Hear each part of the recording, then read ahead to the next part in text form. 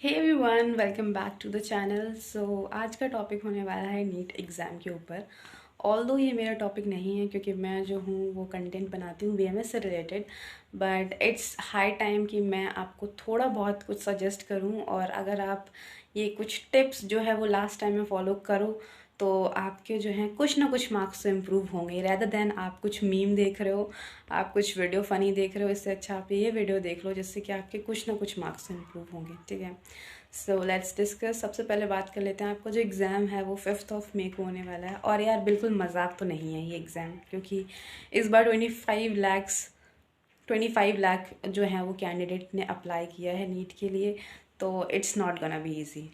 ठीक है, मैं कोई आपको डरा नहीं रही हूँ, it's not like that. But the thing is that कि आपको सच्चाई जानना बहुत इंपॉर्टेंट है। और सच्चाई यही है कि यार 25 तो वो थोड़ा डिफ़िकल्ट हो सकता है, क्योंकि ऑफ कोर्स ये नीट का एग्ज़ाम है यार, कॉम्पिटिटिव एग्ज़ाम है, कोई मजाक नहीं है कि ठीक है बोर्ड्स हैं तो लास्ट के कुछ महीनों में पढ़ लिया और हम बहुत 90% 95 ले आए। ठीक है, इट्स नॉट लाइक दैट। ये कॉम्पिटिटिव एग्ज़ाम है, इसमें यार पढ़ना पड़ेगा, स्टार्टिंग से पड़ेगा। ठीक है, अब कुछ लोग रिग्रेट करेंगे कि यार हमने तो स्टार्टिंग से नहीं पढ़ा, हम तो लास्ट से पढ़ रहे हैं। तो यार ऐसा नहीं है कि सिलेक्शन नहीं होगा, बट जो आपका परसेंटेज है या चांसेस हैं वो कम हो जाते हैं एज़ कम्पेयर टू जो स्टार्टिंग से पढ़ रहे हैं। क्योंकि यार देखो, जो स्टार्टिंग से पढ़ रहे हैं, जिसने स्टार्टिंग से मेहनत करी है, उसने कुछ तो एक्स्ट्रा करा होगा ना आपसे। जो आपने लेट स्टार्ट किया है तो उसको कुछ ना कुछ अच्छा फल तो मिलेगा। ठीक है, इसमें आपको कोई वो वाली बात नहीं है, बट आपको हार नहीं माननी है। मैं एक कोई भी मोटिवेशनल स्पीकर नहीं हूँ, बट आई थिंक मैं साउंड कर रही हूँ ऐसा as a motivational speaker, but I am not. मैं सिर्फ इतना बोल रही हूँ कि आपको कुछ मिस्टेक्स नहीं करनी है। पहली बात जो आपको समझनी है वो ये है कि आपको अंडर प्रेशर एग्ज़ाम नहीं देना है।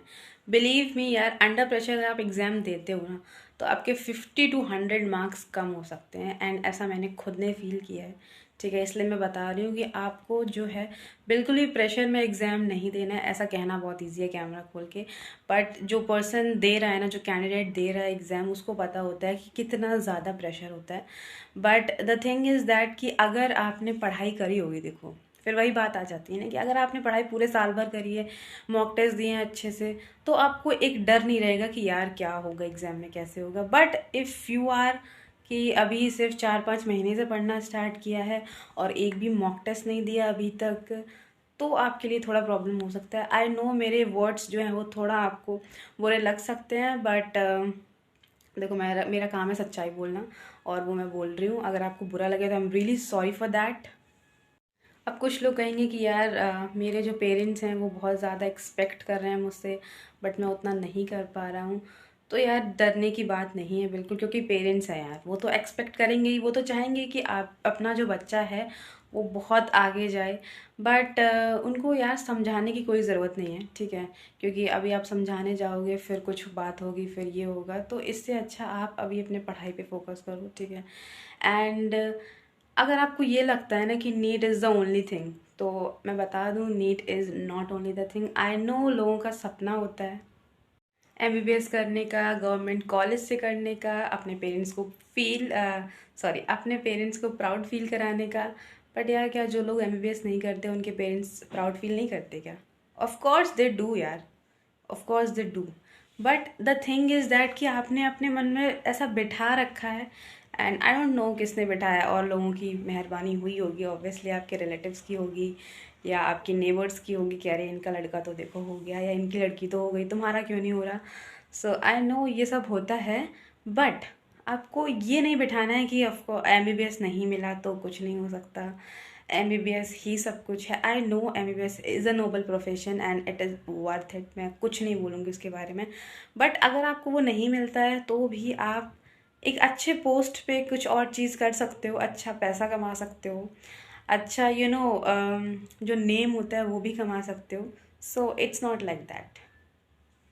और अगर आप ये वीडियो अपने पेरेंट्स के साथ देख रहे हो, so it's a humble request to all the parents out there. मेरी आप सबसे एक ही हाथ जोड़ सकती हूँ क्योंकि एक से मैं कैमरा पकड़े हूँ।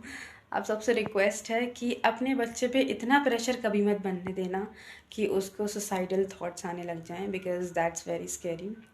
आपके लिए होगा नीट एग्ज़ाम, आपके लिए एमबीबीएस होगा, बट शायद अपने बच्चे से बढ़ के नहीं है। ठीक है, सो आपको इस टाइम पे बहुत चिल रहना है अपने बच्चों के साथ।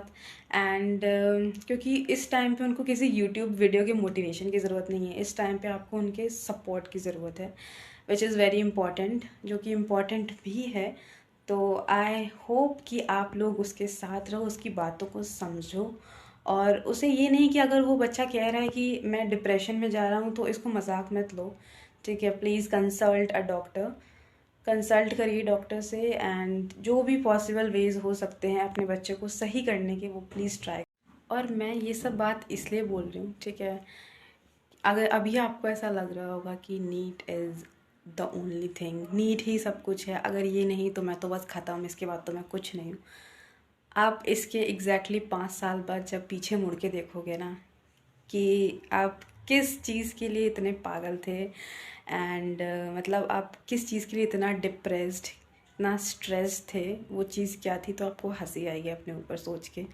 सो इस एग्ज़ाम को इतना हावी मत होने देना अपने ऊपर कि आप कहीं डिप्रेशन में चले जाओ या फिर आप कुछ गलत कदम उठा लो।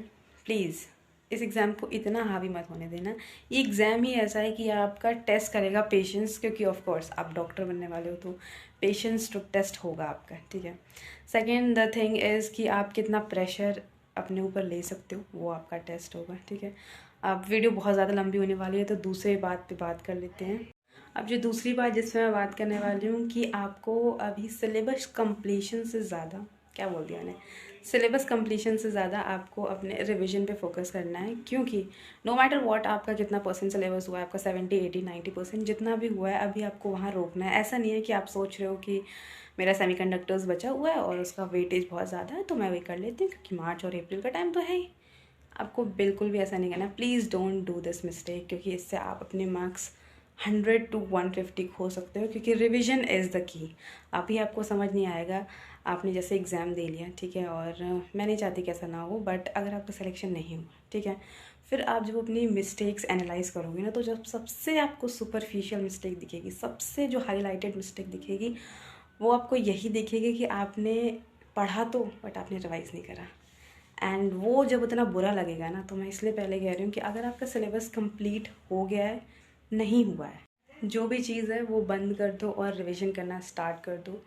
क्योंकि मैं बोलते बोलते थक जाऊँगी, बट ये बात इतनी ज़्यादा इम्पॉर्टेंट है कि रिवीजन इज़ द की है। ये बात सच कि रिवीजन ही आपको, इफ़ अगर आप 500 पे हो ना, तो आपको 650 पर आपका रिवीजन ले जा पाएगा, सिलेबस कंप्लीशन नहीं।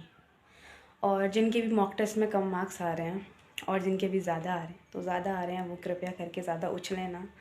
आई नो मेरे वर्ड्स कुछ ज़्यादा आपको बुरे लग सकते हैं, बट मैं सच्चाई बता रही हूँ, ठीक है। जिनके ज़्यादा आ रहे हैं वो उछलें मत, क्योंकि उनके कम भी हो सकते हैं नीट एग्ज़ाम में, और जिनके कम आ रहे हैं वो डिप्रेस्ड ना हो, उनके ज़्यादा भी आ सकते हैं, बट ऐसा नहीं है कि उनके बहुत ज़्यादा आ जाएंगे। जैसे आपके अभी आ रहे हैं 250 और आप एक्सपेक्ट कर रहे हो कि आपके नीट में 650 आ जाएंगे, तो my friend it's not like that, ठीक है। ऐसा हो सकता है कि 50 to 100 बढ़ सकते हैं, क्योंकि आप यहाँ पे कुछ मिस्टेक्स कर रहे हो, उनको आप एनालाइज कर सकते हो, फिर आप वहाँ एग्ज़ाम में जाके उनको सही कर सकते हो। तीसरी मेरी इम्पोर्टेंट चीज़ टाइम मैनेजमेंट। टाइम मैनेजमेंट कैसे होगा, जैसे कि आपका अभी तक सपोज़ करो आपका 80% सिलेबस कंप्लीट है, ठीक है, तो अब आप वो सिलेबस कंप्लीशन रोको। तो मैं ऐसा सोच के चल रही हूँ कि आपने 80% सिलेबस कंप्लीट कर रखा है बट रिवाइज़ नहीं कर रखा, ठीक है। तो अगर आपने रिवीजन नहीं किया है तो आपको हर दिन मॉक टेस्ट देने की अभी से कोई ज़रूरत नहीं है, क्योंकि आपका जो मेन एम होना चाहिए अभी वो होना चाहिए रिवीजन के ऊपर। क्योंकि आप अगर रिवाइज़ ही नहीं होगा तो आप मॉक टेस्ट में करोगे क्या, और फिर आपके कम मार्क्स आएंगे तो फिर आपको डिप्रेशन होगा, ठीक है। तो आपको ये नहीं करना है कि हर दिन अभी टेस्ट देना है, लेकिन हाँ, जिनका सिलेबस 90% कंप्लीट हो गया है, रिवीजन भी बहुत बार हो चुका है, तो वो तो दिन में 1 या 2 बार दे सकते हैं टेस्ट, ठीक है, वो उनके अपने ऊपर डिपेंड करता है। बट मैं अभी उनकी बात कर रही हूँ जिनका सिलेबस तो 70-80% कंप्लीट है बट रिवीजन अभी कुछ नहीं है, तो आप अपना most of the time revision में दो, ठीक है। और मॉक टेस्ट आप देना स्टार्ट करना अप्रैल से, आई थिंक वो ज़्यादा सुटेबल रहेगा, क्योंकि अभी आपको रिवीजन पे ज़्यादा फोकस करना है, ओके। और लास्ट चीज़, अगर आप अभी भी डिस्ट्रैक्टेड हो तो अब जो मैं बोलने वाली हूँ वो आपको बहुत ज़्यादा बुरा लग सकता है, बट देखो मैं तो बोलूँगी, मेरा काम है बोलना, ठीक है। वो बात ये है कि अगर आप अभी भी डिस्ट्रैक्टेड हो ना, then this profession is not for you. ऐसा होगा कि आप अपने पेरेंट्स, रिलेटिव या नेबर्स के कहने पे एग्ज़ाम दे रहे हो या डॉक्टर बन रहे हो, आपका खुद का अपना मन नहीं है। क्योंकि यार अभी 45 दिन बचे हैं, 45 से 50 दिन, ठीक है, तुम्हारे एग्ज़ाम में, और अभी भी तुम ये सोच रहे हो कि यार मैं इंस्टा चला लेता हूँ, रील्स स्क्रॉल कर लेता हूँ, then I think this is not for you. क्योंकि ये ऐसा प्रोफेशन है, इसमें अगर आपको सर्जरी करने को आ गई और सर्जरी में आपको 6-7 घंटे लगे, तो आप वहाँ पे भी बोर हो जाओगे कि बीच में चलो रील्स स्क्रॉल कर लेते हैं। इसलिए मैंने बोला कि अगर आप अभी भी डिस्ट्रैक्टेड हो इंस्टा से, ये सब से, तो प्लीज़ यार उसको अनइंस्टॉल कर दो। 45-50 दिन की बात है, उसके बाद तो इंस्टा चलाना है कॉलेज में जाके। बट अभी पढ़ लो, रिवाइज कर लो। मैंने इस वीडियो में बहुत सारी चीज़ें बोली एंड आई नो कि उसमें से आपको कुछ चीज़ें अच्छी लगी होंगी, कुछ चीज़ों पे बहुत गुस्सा आया होगा कि ये क्या बोल रही है, बट यही सच्चाई है यार। और सच्चाई को एक्सेप्ट करना सीखो, ठीक है, क्योंकि एक्सेप्टेंस इज़ मोर इम्पॉर्टेंट। और अब मैं ये नहीं बोलूँगी कि मेरे चैनल को सब्सक्राइब करो, ऐसा कुछ नहीं बोलने वाली हूँ मैं सिर्फ इतना बोलने वाली हूँ कि आपने जितना भी पढ़ा हो, आपको उस हिसाब से, उसके हिसाब से आपके मार्क्स आए। इट्स नॉट लाइक दैट कि आपने कम पढ़ा है और आप एक्सपेक्ट कर रहे हो कि मेरे 720 आ जाएँ, ऐसा भी ना हो। और जिसने बहुत पढ़ा है उसके 400-300 आए, ऐसा भी ना हो। आई एम जस्ट सेइंग कि आपने जितना पढ़ा है आपको उतना फल मिले, ठीक है। या that's it for today's video. I know मैंने कुछ बातें बोली हैं इसमें बुरी लगने वाली, but I am really sorry for that अगर आपको बुरा लगा हो, ठीक है।